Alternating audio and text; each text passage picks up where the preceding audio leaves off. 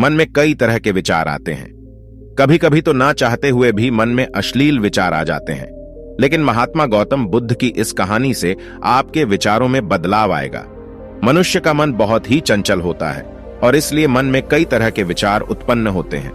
क्षण भर में ही व्यक्ति का मन कई चीजों को सोचने लगता है। इसीलिए तो कहा जाता है कि मन को काबू करना आसान नहीं।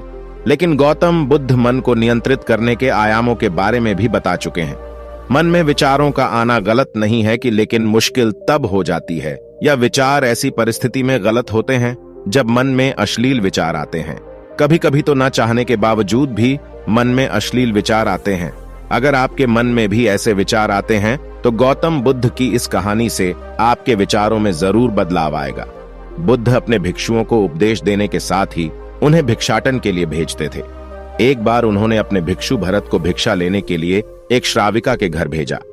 भरत पूरे रास्ते मन में यह सोचते हुए श्राविका के पास गया कि आखिर आज भिक्षा में क्या भोजन खाने को मिलेगा, क्योंकि भरत चंद्रुवंश के राजकुमार थे और बुद्ध के सानिध्य भिक्षु के रूप में दीक्षित हुए थे।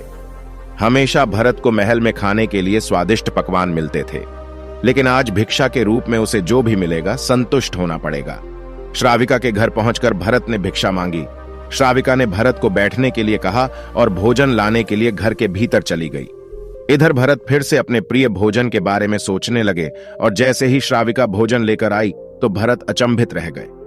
भरत ने देखा कि श्राविका ने उनके लिए उनके पसंदीदा पकवान परोसे हैं और अपने प्रिय भोजन को देखकर वह खुश हो गए। भोजन ग्रहण करते हुए भी भरत सोच रहे थे कि महल में तो उन्हें भोजन के बाद विश्राम करने की आदत है, लेकिन आज उन्हें भोजन के बाद वापस तेज धूप में चलकर आश्रम जाना होगा। लेकिन भोजन के बाद श्राविका ने भरत को कुछ समय के लिए विश्राम करने का आग्रह किया। भरत फिर से खुश हुए कि आखिर आज उनके मन की सारी इच्छाएं कैसी पूरी हो रही है। इसके बाद भरत कुछ देर विश्राम करने लगे, लेकिन विश्राम करते हुए भी लेटे लेटे वह सोचने लगे कि आज तो मुझे भोजन के बाद विश्राम करने को मिल गया, लेकिन ऐसा रोज रोज नहीं होगा।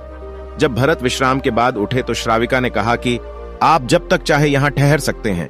भरत अब समझ गए कि यह कोई संयोग नहीं हो सकता। उन्होंने श्राविका से कहा कि मुझे क्षमा कीजिए, क्या आप मेरा मन पढ़ सकती हैं? श्राविका ने हां में उत्तर दिया और कहा कि हां, मैं मन पढ़ सकती हूं। शुरू में यह कठिन था, लेकिन फिर मैंने स्वयं के मन विचारों को देखना शुरू किया। पहले मेरे विचारों की संख्या अनगिनत हुआ करती थी। इसके बाद मैंने विचारों पर ध्यान केंद्रित किया बिना पक्ष विपक्ष के अपने विचारों को देखने लगी। इस तरह से धीरे धीरे मेरे मन में विचारों की संख्या कम होती गई और सारे व्यर्थ विचार दूर हो गए। इसके बाद से ही मैं दूसरों के मन में चल रहे विचार को पीआच लेती हूं। हालांकि श्राविका की बात सुनकर भरत घबरा गए। इसके बाद भरत ने श्राविका से आज्ञा ली और आश्रम के लिए निकल पड़े। रास्ते में भी भरत फिर से मन में आए विचारों का स्मरण करने लगे कि श्राविका के बारे में उसके मन में अश्लील विचार भी आए थे।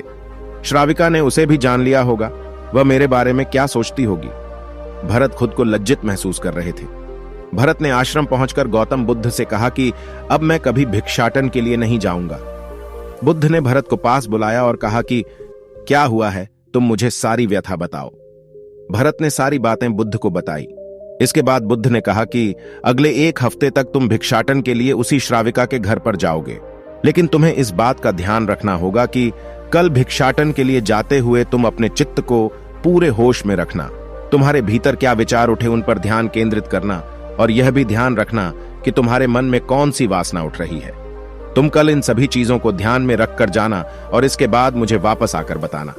अगले दिन भरत भिक्षाटन के लिए गए। बुद्ध के बताए अनुसार वह पूरे रास्ते अपने होश को जागृत रखते हुए चल रहे थे। जब श्राविका का घर आया तो भरत ने भिक्षा मांगी। उसके भीतर कोई वासना नहीं थी और ना ही कोई विचार उत्पन्न हो रहे थे, क्योंकि उसने अपने मन को पूरी तरह जागृत रखा था। भरत ने भिक्षा ली और आश्रम चला गया। भरत ने बुद्ध को प्रणाम किया और कहा कि आज उसे जिस आनंद की अनुभूति हुई वह पहले कभी नहीं हुई।